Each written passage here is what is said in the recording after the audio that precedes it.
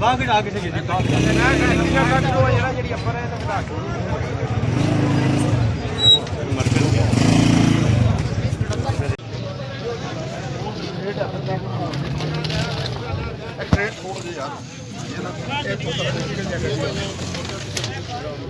कोई पता नहीं